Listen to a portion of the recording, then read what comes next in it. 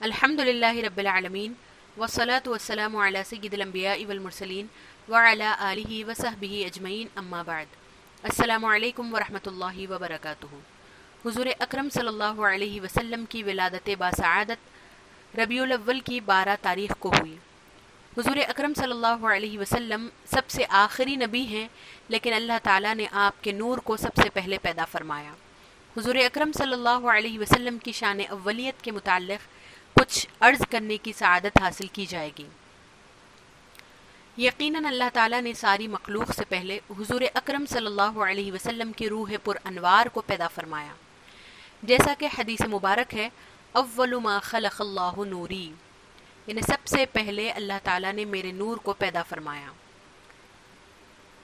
عالم بالا اور عالم اسفل یعنی اس دنیا کی تمام مخلوقات آپ ہی کے نور سے پیدا ہوئی۔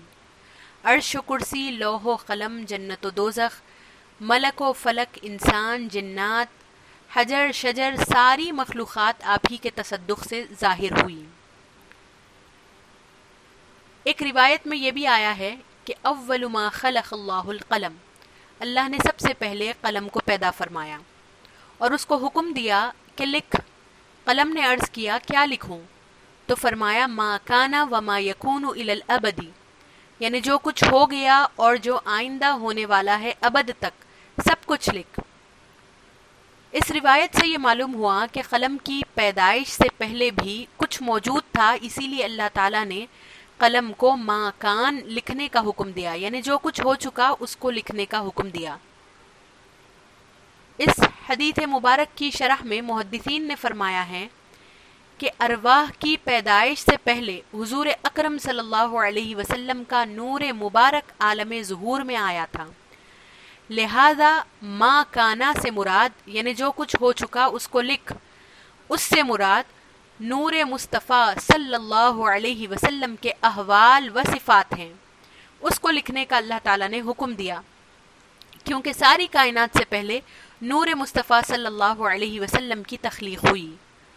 اور ما یکون سے مراد کائنات کی وہ چیزیں ہیں جو دنیا میں بعد میں ظاہر ہونے والی تھی، اور اس عالم ظہور میں حضور اکرم صلی اللہ علیہ وسلم کی نبوت بھی ثابت ہے، جیسا کہ روایت میں ہے کنت نبیا و آدم بین الروح والجسد، یعنی میں اس وقت بھی نبی تھا جبکہ آدم علیہ السلام ابھی تخلیق کے مراحل میں تھے، جسم و روح کے درمیان تھے، ابھی ان کی مکمل پیدائش بھی نہیں ہوئی تھی۔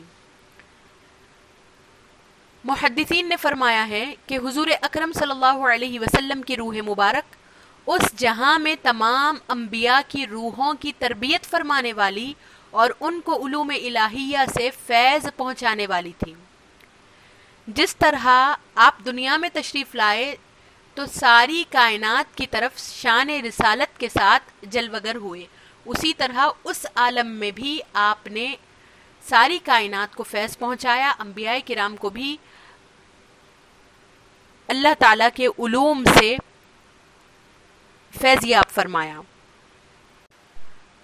روایات میں آتا ہے کہ جب نور مصطفیٰ صلی اللہ علیہ وسلم کو پیدا کیا گیا اور آپ کے نور سے تمام انبیاء کے انوار پیدا کیے گئے، تو اللہ تعالیٰ نے نور مصطفیٰ صلی اللہ علیہ وسلم سے ارشاد فرمایا کہ آپ ان انوار کی جانب نظر فرمائیے۔ حضور اکرم صلی اللہ علیہ وسلم نے جب ان پر نظر فرمائی تو ان تمام کے انوار پر آپ کا نور مبارک غالب آ گیا اور دوسروں کے نور ماند پڑ گئے۔ وہ عرض کرنے لگے کہ اے ہمارے رب، یہ کس کا نور ہے جس کے سامنے ہمارے انوار ماند پڑ گئے؟ اللہ تعالیٰ نے فرمایا یہ نور محمد بن عبداللہ صلی اللہ علیہ وسلم کا ہے، اگر تم ان پر ایمان لاؤ گے تو تمہیں نبی بنایا جائے گا۔ سب نے کہا کہ اے ہمارے پروردگار، ہم ان پر اور ان کی نبوت پر ایمان لائے۔ تو اللہ تعالیٰ نے فرمایا میں تم پر گواہ ہوں۔ اس کا ذکر اللہ تعالیٰ نے قرآن مجید میں فرمایا ہے، اور جو آیت میثاق ہے یعنی وَإِذْ أَخَذَ اللَّهُ مِيثَاقَ النَّبِيِّينَ لَمَا آتَيْتُكُم مِّن كِتَابٍ وَحِكْمَةٍ، اس آیت مبارکہ میں اسی کی طرف اشارہ ہے، یعنی جب اللہ تعالیٰ نے انبیاء کرام سے عہد لیا کہ میں جب تم کو کتاب و حکمت عطا کروں اور میرے نبی تشریف لائیں تو تم ان پر ایمان لانا،